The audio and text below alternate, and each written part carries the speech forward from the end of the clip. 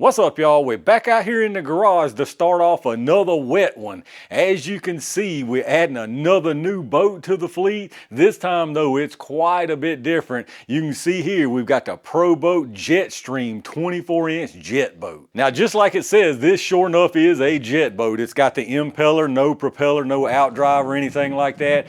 Your nozzle for your jet is actually what turns it. Now, it's based on the actual Jetstream jet boat, so 1/6 scale. So it's short, it's 24-inch, but it's really wide. I think it's, I want to say it's like 13 inches or so. I'll have to look at the other side of the box. It's actually 12 inches wide. I just looked at the box, so it's half as wide as it is long, which is a big difference in dimension scale here. Something like my ProBoat Sonic Wake, for instance, Sonic Wake V2, that's 36 inches long and only 10 inches wide. So this thing is a little chunky one for sure. I will show you both sides because there's two different themes you can go with. You've got this Mojo 2, which is orange and black. This is the one I actually went with. And then on the other side here, you've got the Heatwave version with the blue, black, and pink color scheme here. I think they've both got this same dude bro looking driver in it, if I'm not mistaken. But let's get on into this thing and get this box out of the way and show you what we got. All right, y'all, check this little chunky monkey out. The dimensions and proportions of this thing are wild right here in person. It really doesn't even come through good in camera, but it is short and chunky for sure. I've got it on this rotating RC car stand here. It's very cool looking, I will say that. The one thing I can tell you I don't like right off the bat is this action figure dude in here. Maybe that's easy to come off. I don't know how easy that is to take off, but if that's easy to take off, I'm probably going to take him out of there. I mean, I know they were going maybe for realism with a driver or whatever, but that thing just looks cartoonish to me. But other than that, I think the look is very, very cool. You got the canopy, you got real working LED lights all the way across the front there. On your deck surfaces, you've got this really cool, it's like almost like a tray liner for a toolbox, like that really cushy deck padding. All the way you got it up on the bow and the stern and like the little swim pad back here. So this thing is really, really cool looking. Now, they are definitely expensive and they're not really high performance. They have a specific purpose. So they're made for, you know, bashing around basically, shallower water, you know, twirling around, turning around, flips, creeks and streams and stuff like that. So a lot of people wouldn't like something like this. It's not that fast. I think they only go like 20 out of the box. It's 2 to 4S 100 amp ESC in this thing. I am going to be upgrading that probably right after the first outing because it's ready to be upgraded right out the gate with the 120 that goes in the Sonic Wake V2. It's got the mounting system and everything for it. So I'm going to put that in it because I've got something else for the Sonic Wake. But as far as stock form right out the box, again, it's 100 amp ESC in it, 2 to 4S, and it's got the 1600 kV motor in it. So not a high revving motor. It's actually the same motor that's in that Dominator, that Oxidine Dominator that I just got. So it's definitely not going to be very fast right out the box. I'll be curious to see what it does with those few upgrades. As far as the receiver, it's got an SLR 300 receiver, which I'm pretty sure is not a smart receiver. So I'm going to swap that out immediately so I can have my telemetry. As long as this ESC is a smart ESC. If it's not, I'm just going to wait. I'm not sure about this ESC, but I'll find out. Now, looking at the back here, you've got a nice triple set of LEDs on the back also, and then you've got these fake little speakers back here. I could have done without those too. I may take those off as well. Looks like those are just like two little screws. And then looking at the stern here, you'll see the drive system. You've got that jet drive nozzle, impeller inside of it, so no propeller. There's your coolant, comes in through the nozzle there and then goes up through there. You do have trim tabs. Now, I've seen a couple people say these trim tabs are an issue with breaking off, so we'll see how those hold up. This right here, this is a reverse bucket, so it can reverse. You pull that bucket down and then the jet stream goes up in here and gives you reverse. Now, one thing that seems a little suspect to me, I'm just going off what kind of running I think this will be doing, is your hatch here is just magnetic. You've got a pin right there or a stud right there to grab it with, and you can see you just got 4 magnets. So I don't know. I mean, I guess that's good enough to hold it on there. The magnets are pretty strong, but I mean, if you're bashing this thing around, what are the chances of that coming off? I guess we'll find that out. Now looking at the bottom here, the whole thing of course is ABS, but you've got an extra layer of armor going down the middle here and on your little strakes right here on the side. So that's really cool. It's kind of like that Pro-Line bash armor. And then your intake grate here, this is how you get your water in for your propeller and your impeller and your cooling. I've actually got a couple of upgrades already that I'll show you here in a second, just for the sake of having them. And then let's take a quick look under the hood here. So you can see you've actually got two switches. One is the main power for the receiver. The other one back there is for the LED. So it looks like these LEDs are just on off from that switch. You can't do anything from the receiver or from the transmitter, which that's a shame, but it is what it is. Now going on inside here, you got two servos. This one right here, that's for your steering. You got your battery connection there. And then this one here is your reverse servo for your reverse bucket. Now up front there's your 1600 kV motor, and there's the 100 amp ESC. And like I was saying, if you look down there, there's an extra mounting point, and there's another one I believe up there that you fold out to ready to upgrade to the 120 ESC, and that right there is for the on-off switch for that 120 ESC. So they literally made this thing ready for you to upgrade right out of the box. Over here on this side, you probably saw there's your battery tray. It's got a nice looking battery tray. You've got a removable little tray, top tray that you just strapped in, and they also sent you an extra one of those top trays. Now really quick, like I just mentioned, it come with an extra battery tray here. You got your battery straps, your AA batteries. It also did come with this little plastic boat stand, but I'm just using this traction so I can spin it around easier. Now, like I mentioned, I've actually got a couple upgrades already for this thing. You saw that intake on the bottom there. I've got a nice aluminum one just for the heck of doing it. I mean, that's part of the RC hobby. And then this right here is actually a durability type of upgrade. This is a new impeller for it. It's got a polymer plastic impeller in it. This one right here is a CNC aluminum, I believe. I believe it's aluminum. It says stainless, but I'm pretty sure this is aluminum. I'm gonna be running it on this 4S 100C Spectrum Smart battery, and I've also got these SMC HCL HPs. These are 150C 6500 4S. So 4S for both of those. All right, y'all, I got us out here at the lake now. A little bit of a change of plan. I didn't change my receiver or anything because I did realize this ESC is not smart capable. So we are bone stock. Every single thing is stock. I figured wasn't no sense in changing that since I was going to swap the ESC anyway. Stock transmitter and everything. Now I'm using the 4S 100C battery. Also not going to be able to use that SMC 150 battery because up under here is a little place that goes down, so it's a little too big, too tall. I might have to do something with this tray so I can make that work. But we got our GPS here, so we'll start that. Make sure we don't forget to start that. That's going. I'll do a little speed test out here just to see what kind of speed it does. I'm expecting about 20 or so, so we'll see what happens. Now this is obviously not the prime environment for this, you know, streams and all, but I'm gonna get to that, don't y'all worry. But let's see what it does out here as far as speed. I'm not expecting anything speed demonish, but she gets up and goes though. That's actually pretty zippy.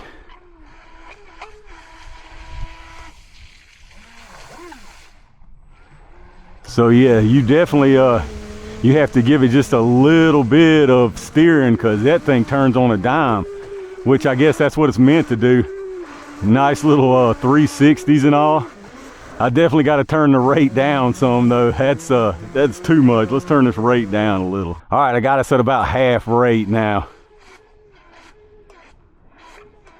Once she gets rocking and you lose the jet. Oh, I just hit I hit B by accident. I hit reverse. There we go. The cooling's definitely working, you can see out there. So it's dead. It is hard to turn this thing and not just completely wipe it out. You have to do some big sweeping turns. All right, that was definitely wide open. Let's see what it's got there. This thing is tough to turn, especially at slow speeds. All right, we're tracking again. Let's stop it there, read. 25 miles an hour, that's actually not bad. That's about 5 more than I expected. So let's get that thing out of there and let me take it over there and we'll see if we can find us some stumps or something. All right, this is meant to be pretty much like a basher boat, so we're gonna see if we can get some of these logs. The water's pretty high, much higher than I was hoping for. I will say there's some water inside there.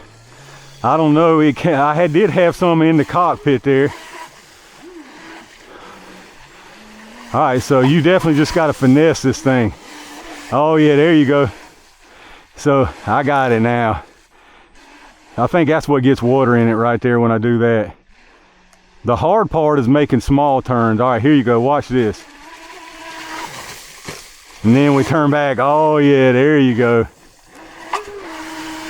You just got to get the hang of this thing.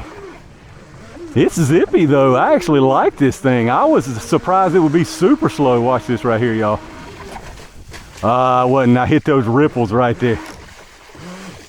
See if I can go through. Well, see, stuff like these logs, you don't have to worry about any kind of prop because you got the impeller. Like, who cares how deep underneath that was, you know? Now, you don't want to go smashing stuff, which I was about to do. Let's see. Ooh, that was a little bit of a, I think that was just the prop or the impeller coming out of the water. Oh yeah, no problems, no damage. I don't want to get too crazy out here though. I think this thing's cool now. Again, some people won't like it just because of the kind of niche use cases of it, but I think that's pretty cool. Let's see if we can make it over this log right here without acting, I done bleed off all my speed. So I'm not sure if turning down the steering rate was the way to go. Maybe that's hurting it at slow speed, but you can see actually the bow comes on out of the water. But once it gets up to speed on plane, it's not really out of the water. Y'all, this thing's actually cool. And I was talking about the creeks and streams. That's where it's really gonna shine. We've got several like little streams, little small river tributaries around here for canoeing and stuff. So I've got to scope those things out and see which one's gonna be best for this little boat right here. Oh yeah, see, you got to learn to finesse this thing. You got to let off the throttle. Once you get into that spin like that, you just got to let off the throttle and then come back on it at the right time. Oh, see, I stopped the spin right there and jumped that little root right there. Uh-oh. All right, let's try. I don't think we're gonna be able to reverse out of this, but we'll try it. I don't know if y'all saw the bucket come down. Oh, we might be able to get out of that, y'all. Yeah, I think we did. Let's go back forward. I've got the lights on too, if y'all didn't notice. Oh yeah, see, that right there would have wrecked the prop. But this right here, no problem at all. We got a little bit of a little right-hand drift. Let me bring it in, check that trim, make sure. Yeah, it's going a little bit right. Let me trim this up. All right, little bump left. I didn't do much because, so you got to come off of it right there, and then you can get control again. Spin it around and then come off of it, then you can go again, and you don't cavitate bad like I was out there doing the speed run. See, the difficulty comes in right here. You just got to kind of take a wide turn and be easy on the throttle until you get it situated. Oh, I wrecked that. I was trying to brake. That wasn't the way to go. I put it right in the old stinky, nasty stuff too, y'all.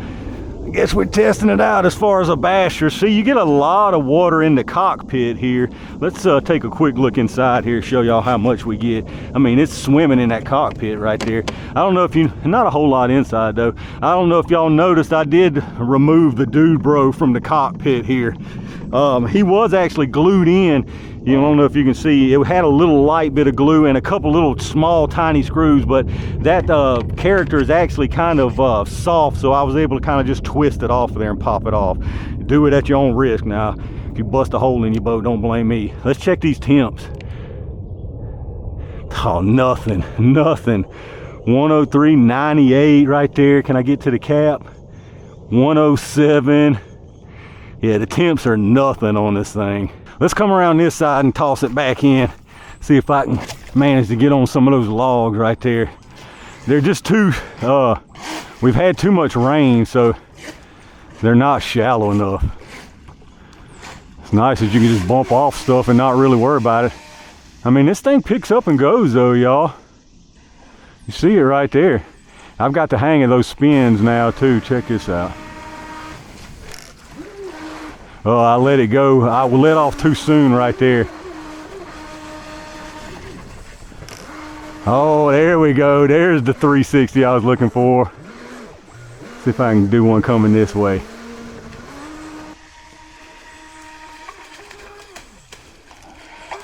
Not quite as smooth, but that was a 360. That was, but uh-oh, we got to back her out of there. All right, look back forward. See, that right there is actually nice, not to have to worry about your prop when you get in that stuff. Like, you don't have to go fetching it. If you can work it loose, just work it loose. I mean, this thing claims to be a basher. We're gonna bash it. It's got some get up and go as far as torque. Oh, you don't want to bash it like that, y'all. Let's see if that did any damage. That was a hard hit. That was just me being dumb right there.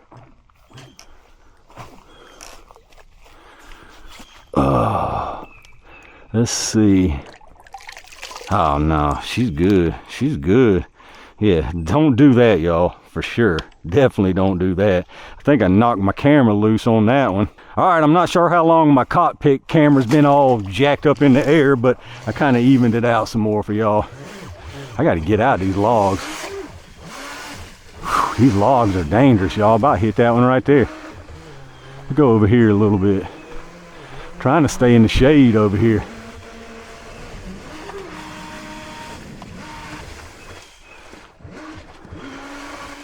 Hell yeah, look at that. I mean, look at them logs. You wouldn't dare come over here with no prop boat. I mean, you might, but you asking for trouble.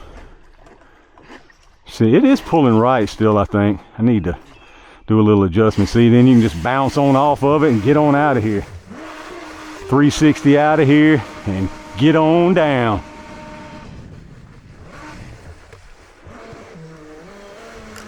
See, this is that right there is what I was talking about. Once you want to go slow and do a little slow navigating, that's where the trouble comes in. But once you get over here in its home element, boom, 360 like it ain't nothing, y'all. All right, let's check these temps right quick and then we'll call it good for this maiden run here. I'm sure it's not even, 103 on the motor. ESC 97, let's hit the caps up there. 9900. The connectors here are wires. 101, I saw 108 somewhere, 104. No problem with heat because I mean it's just not being pushed at all. So I'm gonna see what I can do with this thing as far as upgrades. I'm gonna put that ESC, I don't know what that'll do with speed, and then I'm gonna figure out something with the batteries. You can't really, there's no upgrade impellers to speak of right now, so the faster you make this thing, the worse you get the cavitation and it starts hopping. So you can only go so far. But anyway, I think this thing is really cool, just doing these spins and tricks out here, and I can't wait to get it out there in the stream and see what it can do. So I'm gonna call it right there. I appreciate y'all watching these videos. Reach down and hit all those buttons. All of that stuff really does help, so I appreciate that. I've got tons more stuff on the way, so stay on the lookout, and I'll see you soon.